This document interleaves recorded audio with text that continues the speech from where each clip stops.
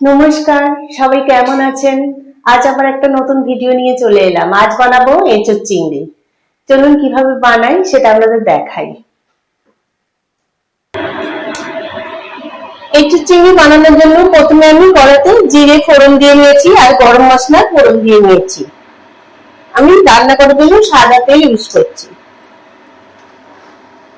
এখানে এঁচোড়টা দেখুন, আমি আগে থেকে নুন হলুদ দিয়ে সিদ্ধ করে রেখেছি। আলুটা কেটে রেখেছি। এখানে আদা রসুন লঙ্কা পেস্ট করে রেখেছি। এখানে টমেটো কুচিয়ে নিয়েছি, পেঁয়াজ কুচিয়ে নিয়েছি, চিংড়ি মাছটা আগে থেকে ভেজে নিয়েছি। এবার আমি এর মধ্যে আলুটা দিয়ে লাল করে ভেজে নেব।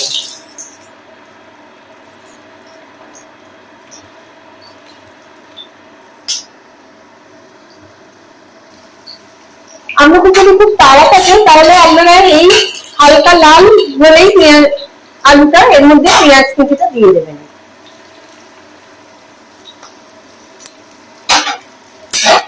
না হলে আলুটা তুলে রেখে পেঁয়াজটা আলাদা করে ভেজে নিতে পারেন।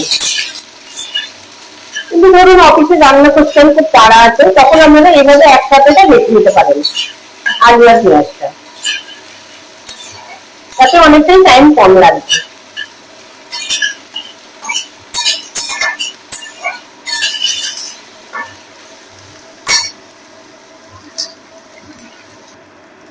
আলু আর পেঁয়াজ দুটোই ভাজা ভাজা হয়ে এসছে। এবার এর মধ্যে আমি টমেটোটা কুচিটা দিয়ে দেবো। আর এখানে যে আদা রসুন আর লঙ্কা বাটার পেস্টটা আছে এটা দিয়ে দেবো।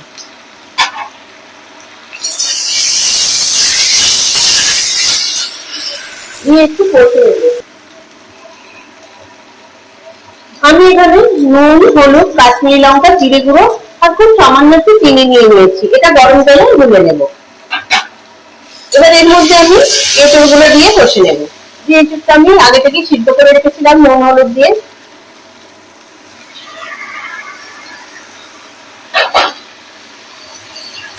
এভাবে যদি একসঙ্গে করে দেন তাহলে খুব অল্প তেলেই এটা হয়ে যাবে। আর বারবার যদি আলাদা আলাদা তেল দিয়ে ভাজেন তাহলে অনেকটা তেল লাগে, সেটা শরীরের পক্ষে খুব একটা ভালো না। সেই জন্য একবারে এটা করার চেষ্টা করবেন, তাহলে খুব অল্প তেলে সুস্বাদু রান্না সহজেই হয়ে যাবে। এবার চিংড়ি মাছের ভাজাটা আছে এটা আমি এর মধ্যে দিয়ে দেবো।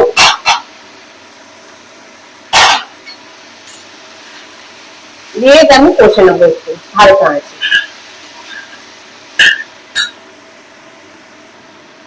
খুব বেশি কষার দরকার নেই, আমি অল্প কষে নিয়েছি, কারণ আমি ঘরোয়া ভাবে এটা বানাচ্ছি। খুব বেশি তেল মশলা দেবো না। এইটা আমি গরম তেলে আগেই গুলে নিয়েছি, এটা আমি এর মধ্যে দিয়ে দেবো।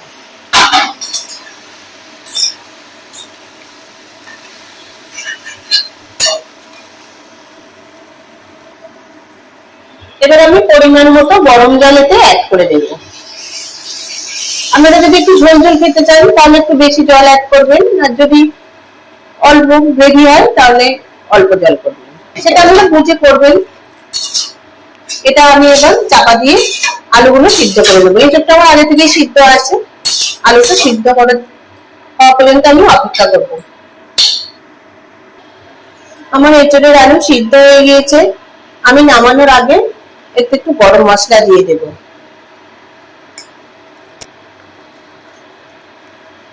আর এই ছোট চামচের 1 চামচ ঘি দিয়ে দেব। এটা অপশনাল, ঘিটা আপনারা নাও ইউজ করতে পারেন, কিন্তু গরম মশলাটা অবশ্যই দেবেন।